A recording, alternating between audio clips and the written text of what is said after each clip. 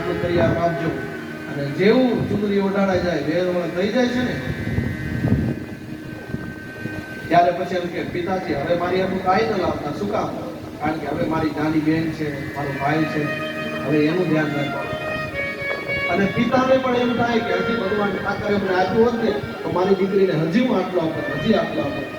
અને જ્યારે કન્યાદાનનો સંગમ થાય એટલે બ્રાહ્મણો એમ કે ના, વિષ્ણુ ભગવાનનો હાથ છે, વરદાનો લક્ષ્મીનો હાથ તમે વિષ્ણુના હાથ પર મૂકો. અને દીકરીનું જ્યારે કન્યાદાન કરે ને પિતા, પોતાની બહેનનું કન્યાદાન થતું હોય, બહેન જવતો હોમાતા હોય ત્યારે પોતાના ભાઈને બહુ દુઃખ થાય કે મારા ભાગ્યનું જે હતું ને એ હું મારી બેનને ન દઈ શક્યો. કારણ કે બેન કાંઈ લઈને જ જતી, આપણે શું આપ્યું?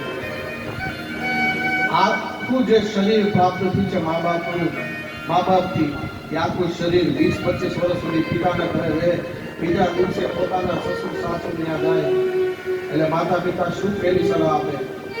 બેટા, સાસુ અને સસરાને અને તારા ઘરને સંભાળજો. શું કામ? તું જો કાંઈક બોલીને આવીશ ને તો એમાં અમારું અપમાન થશે, આપણા કુળનું અપમાન થશે. દીકરીને એટલું શીખવાડો, બીજું કાંઈ ન શીખવાડો તો કાંઈ નહીં. એને કદાચ રોટલી બનાવતા નહીં આવડતું હોય તો ચાલશે, ત્યાં શીખી જશે. એને સન્માન આપવું એ શીખવાડો. આ કથા ખાલી ઘણા એમ કે આપણે તરવા માટે છે, વૃદ્ધો માટે છે, એની માટે નથી, યુવાનો માટે પણ છે.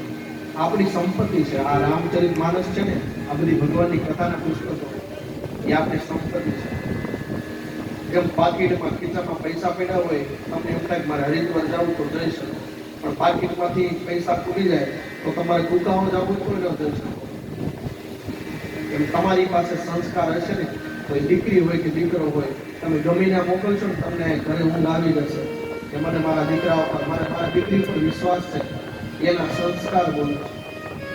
અને દીકરીને પણ બેન છે, બહુ મોટું પાત્ર છે. બેન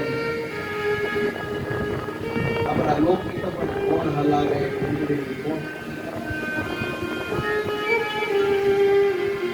બધું મૂકીને જાય ને. બે ભાઈ જુદા થાય ને કે બાપુજી આ ઘર મને આપજો, વાડી મને આપજો, લાવો હું સહી કરી દઉં.